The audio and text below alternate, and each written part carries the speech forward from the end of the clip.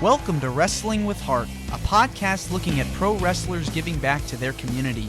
Join me, Stanley Carr, as I interview wrestling's hottest names who use their platforms as entertainers to raise awareness and do community service. Hello, and welcome to another edition of Wrestling with Heart. This is the show where we talk with professional wrestlers and professional wrestling personalities about their lives in and outside of the ring, as well as doing acts of charity work, community service, volunteering, and spreading positivity. We're all about the positivity here on the show.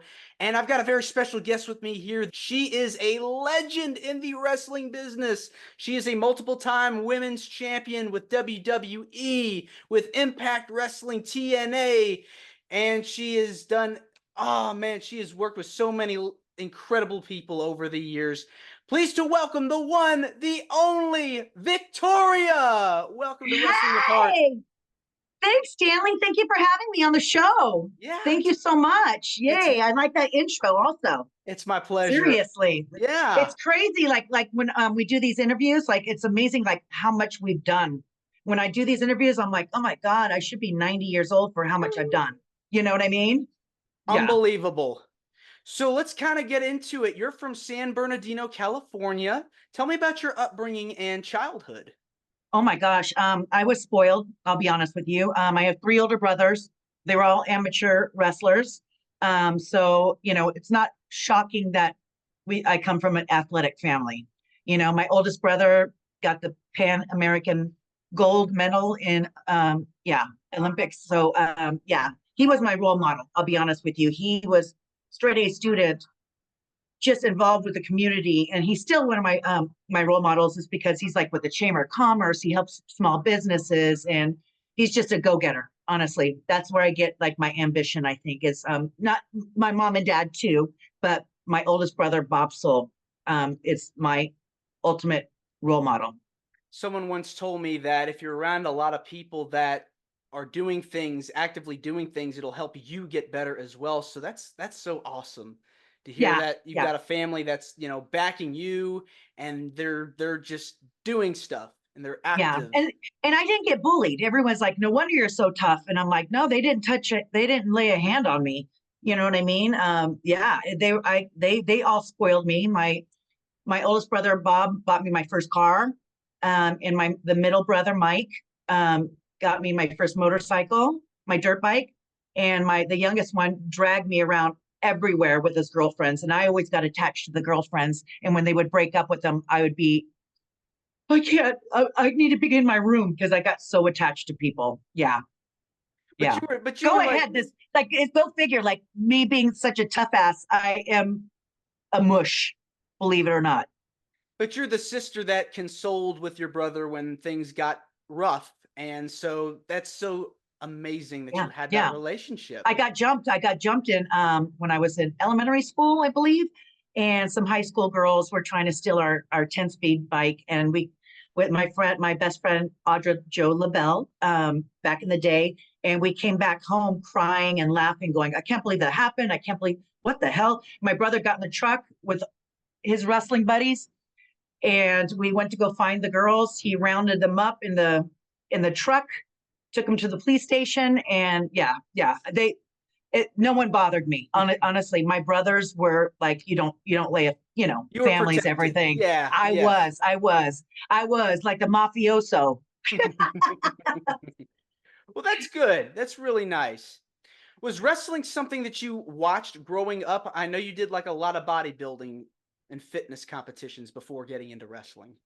Not at all. I was a cheerleader and gymnast, and I took a lot of dance classes. And when I did one bodybuilding competition, just one. That's at the middleweight. And someone approached me at the gym and said, you should do a bodybuilding competition. And I was like, oh, I thought this guy was hitting on me. I'll be honest with you, because gyms are, just like a bar. Yeah. And he goes, I'll help you with your diet. I just need to clean up your diet just to get you. And I go, when is this competition? And he goes, in 30 days. And I go, what? I ended up doing that. Then I saw the Fitness America on television with the dance routine, the gymnastics, and the bikini, and like the muscles and stuff like that. Then I said, screw this bodybuilding. This is not me. I'd rather do that to show personality and stuff like that. It was like a pageant for bodybuilders, and you had to do certain moves in your routine to show your strength. You know what I mean? Right. So it was, yeah. And that's how I met Tori Wilson, was through fitness competitions. Yeah. And Trish Stratus from the fitness industry. So yeah. And then we became best friends, ended up living with her years back. And then I lived with her again after my divorce. And yeah, we became super tight, and she got into WCW, and she brought me backstage, and I couldn't believe she was getting paid just to walk a guy down to the ring. And so that's opened my eyes going, I think I can do this. And I would watch like RVD, Rey Mysterio, and I was like, being gymnast, I was like, oh, I could do that. You know what I mean? But me being a bigger girl, I'd rather be the powerhouse. Like, let the other girls fly around, because that's injuries, more injuries for the flyers. And I was like, I'll catch you all day long. You know what I mean? So I got to use my muscle in that department, you know? When you're in that world, the training process is a whole nother animal in itself. Tell me about that, because when you're doing fitness modeling and all these other things, it's no joke getting into the ring. And me being super confident, going, well, I'm an athlete. I was a gymnast. I was, I did bodybuilding. I ran track. I was a very competitive person. And, in our cheerleading, it sounds foo-foo, but our cheerleading, we had to do gymnastics. Like, it was very competitive, very competitive. We did a lot of competitions. And I thought, of course, I thought, oh, I'm going to get this just like that. I thought it was a dance routine that you just go 5, 6, 7, 8 and do the whole routine, right? Mm-hmm. And little did I know, oh my God, the first day I went to UPW, I sent in my tryout video and my package to WWF, and China gave me the address to where to send my stuff and my $600 VHS tape that I paid for my tryout video. And, I was living in Los Angeles. No one presents themselves half-ass, excuse if I'm allowed to cuss. I'm sorry, Stanley. Okay. But you present yourself, or you just 100%, or you just don't present yourself. You don't send a backyard wrestling gig. You know what I mean? And they reached out to me. Kevin Kelly said, Jim Ross has never seen a tryout package so professionally done. And they're like, we see you wrestle. And I was like, oh my gosh. He goes, do you have wrestling? I go, I have 3 older brothers that I go, but I am an athlete. I think I can pick up quickly. And I went to UPW. I called them and said, hey, WWE reached out to me, and could I come to your school and learn? And John Cena was there, Samoa Joe, Christopher Daniels, Jerry Lynn. There were so many names, Frankie Kazarian. There were just all these people. Okay. I was very lucky. I went to the best of the schools. Okay. And learned from the best. And that later on was MCW Memphis with Jerry Lawler. And next was OVW. And they had me, I come in with my hair done, fake nails, looking cute with my matching workout gear. And they're like, hey, let's come in the ring. All right, let's see what you got. And they taught me how to bump. Yeah, that was initiation. I didn't realize it at the time. You start from the ground and you pound, and like, there's a technique for bumping without shattering your elbows or your neck. You have to tuck your neck and stuff like that. There's a lot of, and I came back the next day, and Samoa Joe and a lot of the guys were like, what are you doing here? And I go, I thought I was invited back. I drove 3 hours from Los Angeles, and they were like, we didn't think you were going to come back. And I go, I can't turn my neck this way, but now I need 29 days to learn how to wrestle to meet WWF at the time. And that's when Samoa Joe took me under his wing, and he goes, okay, let me teach you how to tie up, lock up. I think that's just to weed out, I don't know how the training is these days, but back in the day, they're gonna wring the sweat, tears, and blood out. You know what I mean? To really see how much it'll work. Yes. It's like, if you can't handle this, you're not going to come back. You kind of weed them out right away. You know what I mean? Because people think it's super easy to learn how to wrestle. I thought it was going to take me 30 days to learn how. Meanwhile, I'm in wrestling school for 3 years. And still, when I got brought up to TV, you're still learning. You're never, that's why I don't understand when there's graduations at wrestling schools. There's no such thing as graduation, like you still keep on learning and like work the camera angles and like, just how to sell and getting the fans to care. You know, that's Mhm. the psychology of it is the most difficult part, you Right. know, to have the craft of telling a story in a match and sucking in the fans to really, me being a heel, I want you to feel sorry and boo me and cheer and please get up for the underdog, you know? So that's a Exactly. talent. Yeah, it's difficult. It's a matter of why you're doing the moves as opposed to just doing them. And so you have to You really get like it, Stanley. There you go. You can enter wrestling school with that mentality. yeah, People there, think they could just learn and go, I can do cool moves and that'll make me a superstar. No, no. Yeah, you have to have the gift of telling the story and getting people to care. You know, even though it's entertainment, you still want people to invest in that soap opera. You know, do you feel yeah, that's a lost art these days as opposed to when you were there? yeah. They're great athletes and they're very agile and just they can run circles around me. I'll be honest with you with their cardio and their like what they can do in the ring. But there's a reason for every single move. You don't just go out there and do everything. You need to start up slow. I don't like spot fest shows. I don't care how cool you can do a move. If you don't intrigue me and suck me in the first 30 seconds of the match, I'm not going to care and I'm going to go, with ADHD, which I have. I'm queen of ADHD. But if you don't have me, suck me in for the first 30 seconds to a minute, I'm going to change the channel. Or I'm just going to go, okay, what's on my phone? You know what I mean? So there's an art for getting people.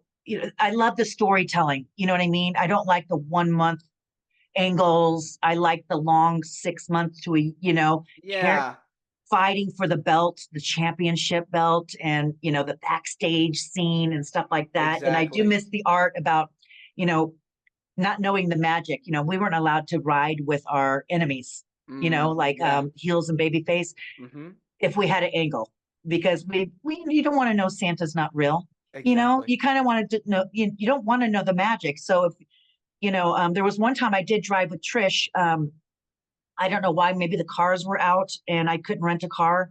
And I ducked in the back to go to the building. And there was one time she wore a brown wig.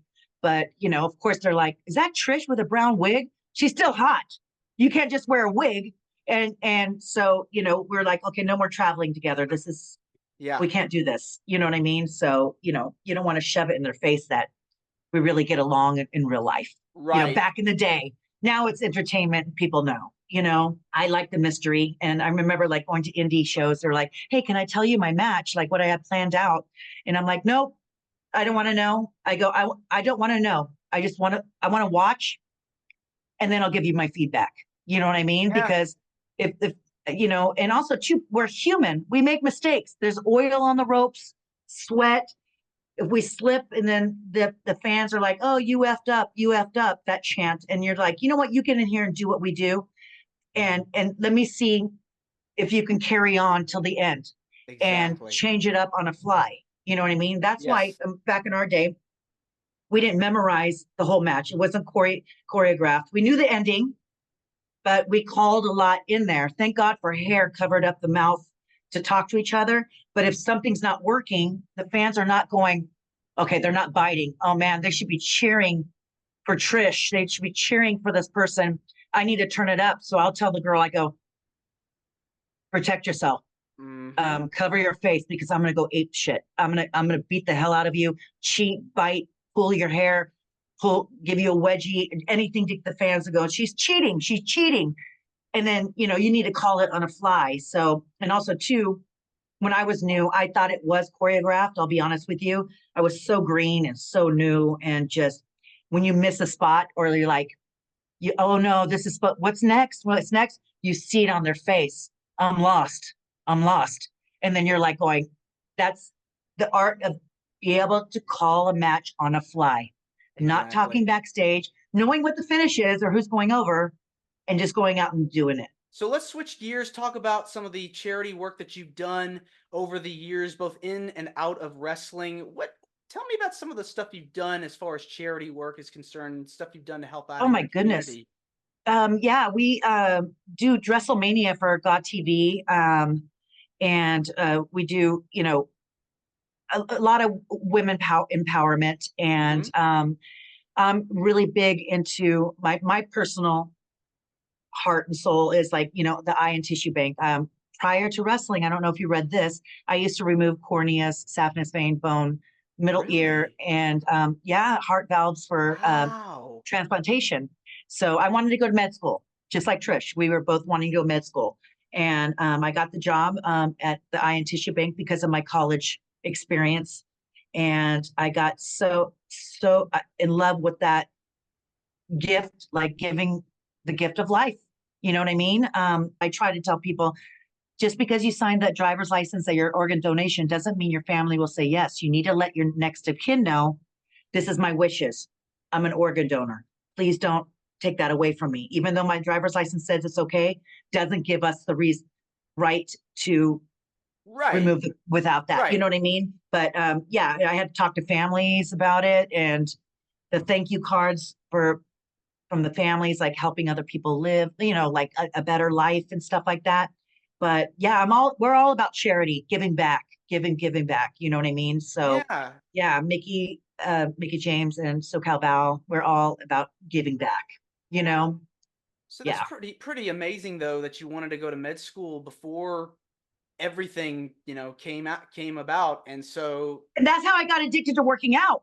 really, When I was cutting, not to be descriptive, but working on younger people, and they passed away so young from heart disease or being overweight and blood pressure and all that stuff. And I was like, I come from a foodie family. We eat what we want. oh You know what yeah. I mean? With McDonald's, like candy, I didn't have any restrictions. And it's like, oh my God, is this my future? And I got addicted to working out. My ex-husband opened a gym, and then I started teaching aerobics, then started lifting weights. But when you see this in front of your face, you know, um, you're like, I'm not the healthiest person ever. I don't eat well. I should be taking care of myself. You know what I mean? And that's what got me like addicted to working out, and my body changed. Hmm. Then the bodybuilding, and then the fitness, and then the wrestling. Why do you feel passionate about helping out in your community?